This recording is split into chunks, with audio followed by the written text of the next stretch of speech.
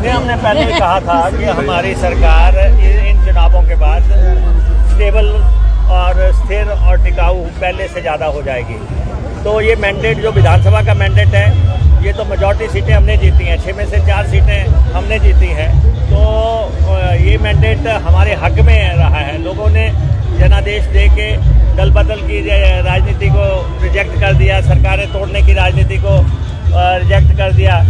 तो वो तो बिल्कुल ये इसमें तो हिमाचलियत की जीत हुई है, क्योंकि इस चुनाव में लोग ये देख रहे थे कि क्या हिमाचल प्रदेश के लोग दल बदल की राजनीति पे मोहर लगाते हैं या फिर जो है वो जो है हिमाचलियत को जो है देवभूमि की परंपराओं के मुताबिक एक मैंडेट देंगे।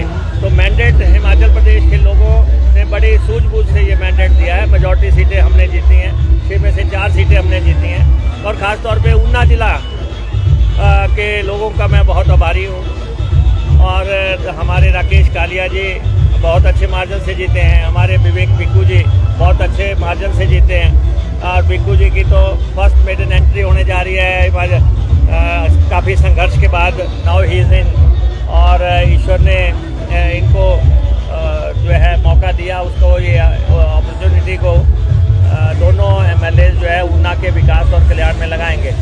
4 सीटें जो लोकसभा की थी वो कांग्रेस हार गई है। क्या ऐसा लगता है कि सरकार जो है वो मोदी लहर को भांप नहीं पाई? नहीं, देखिए ऐसा है कि हमें 2 फ्रंट्स पे लड़ना पड़ रहा था। पहला फ्रंट हमारा ये था कि हमें अपनी सरकार को स्थिरता प्रदान करनी थी। हमारे पास 34 एमएलए थे 68 के हाउस में, तो मिनिमम 1 हमें चाहिए था। लेकिन हालांकि उससे पहले तो विधानसभा ने 3 एमएलए बाहर कर दिया और 65 का हाउस कर दिया। 65 के हाउस में हमें 33 ही चाहिए, वो नंबर हमारे पास है। लेकिन 4 मिलने के बाद हम जो है 38 पे पहुंच गए हैं। तो सबसे पहले तो हिमाचल प्रदेश की स्थिरता का सवाल रहा, पॉलिटिकल स्टेबिलिटी का सवाल था, राजनीतिक स्थिरता।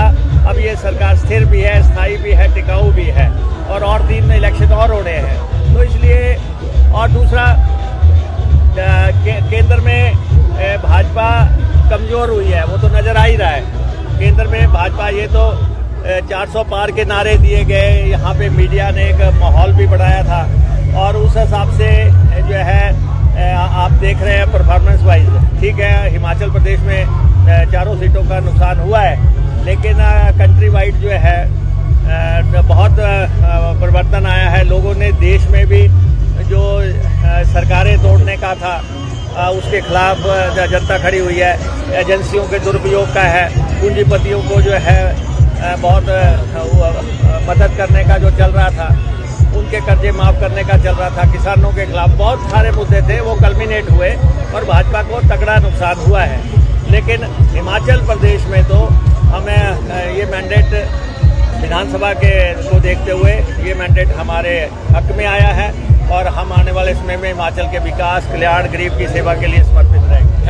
Thank you sir. तो ये थे मुकेश अग्निहोत्री, हिमाचल प्रदेश के उप मुख्यमंत्री। मतगणना केंद्र में पहुंचे हैं इस वक्त, और जश्न का माहौल कांग्रेस के खेमे में। हालांकि लोकसभा की 4 सीटों का नुकसान हिमाचल में जरूर हुआ, लेकिन जो विधानसभा उपचुनाव में जीत दर्ज की है, तो इन्होंने भी यहाँ पर ये कहा कि पहला उनका जो काम यहाँ पर था वो अपनी प्रदेश की सरकार को स्थिर